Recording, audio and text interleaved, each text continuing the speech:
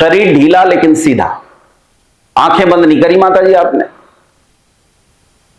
आंखें बंद करो। मैं उठ के नहीं भागूंगा, यकीन दिलाता हूं, आंखें बंद कर लो,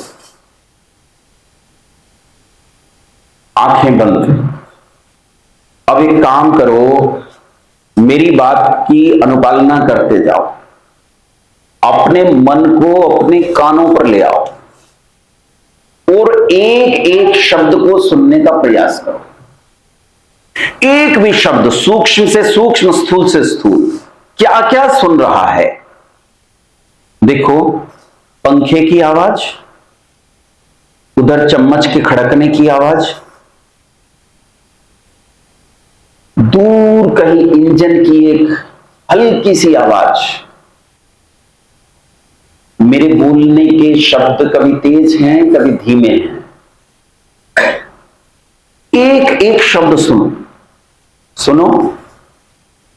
देखो, कुछ बाहर से जा रहा है, पंखे की ध्वनि, चम्मच की ध्वनि, और इन सब के बीच में एक विलक्षण ध्वनि पर ध्यान दो। एक झिंगुर जैसी घंटी लगातार बज रही है। सुनो, सुनो, सुनते जाओ, सुनते जाओ, सुनते जाओ, सुनते जाओ, सुनते जाओ, सुनते जाओ। एक एक शब्द सुनो। देखो, हल्की हल्की चम्मच अभी भी खड़क रही है। देखो, पंखा,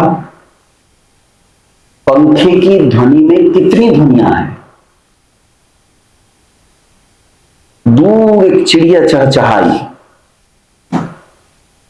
किसी ने कुछ सामान रख दिया।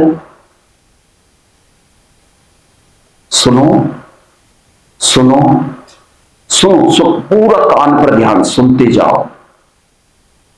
क्या तुम्हें अपने ही श्वास की ध्वनि सुनाई दे रही है? सुनो,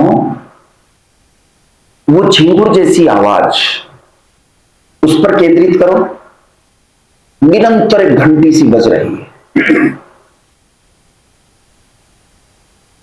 बस ठीक है, धीरे धीरे आंखें खोल लो, आंखें खोल लो, स्वस्थ होकर बैठ जाओ।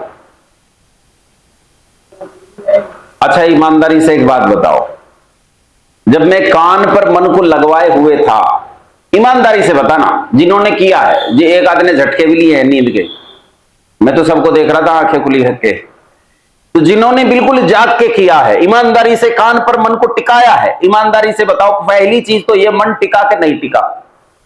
हम कहते हैं मन नहीं टिकता, मन टिका के नहीं टिका, टिका मन। दूसरी चीज ये है, क्या तुम्हें उस समय ध्यान है कि तुम्हारे मुख में कैसा स्वाद आ रहा था? क्या तुम्हें ध्यान है कि तुमने नेत्र से क्या देखा? क्या तुम्हें ध्यान है कि तुम्हारी त्वचा पर स्पर्श क्या था? क्या तुम्हें ध्यान है नासिका से कैसी गंध आई? इसका मतलब तुमने 4 इंद्रियों में अपने मन को जाने से रोक दिया। रोका कि नहीं रोका? केवल एक इंद्रिय में अपने मन को फोकस किया, इसी का नाम प्रत्याहार है। आपको यह प्रत्येक इंद्रिय पर करना चाहिए। ये बौद्ध लोग विपश्यना कराते हैं, उस विपश्यना में इसे ही करा के वो लोगों को बड़ी भारी बातें बताते हैं कि कितना भारी काम कर दिया। लोगों को बड़ा आनंद आता है, सच में आनंद आता है, हमें भी आता है।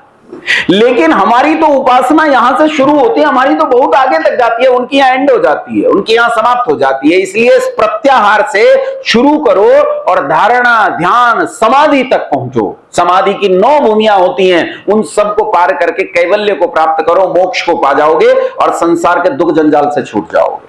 अच्छा, ईमानदारी से बताओ, मन उन इंद्रियों के विषयों में जाने से रुका कि नहीं रुका? बस इसी का नाम प्रत्याहार है। ठीक है, बहुत धैर्य से आपने मुझे सुना, बहुत धन्यवाद। आप सभी को सादर प्रणाम।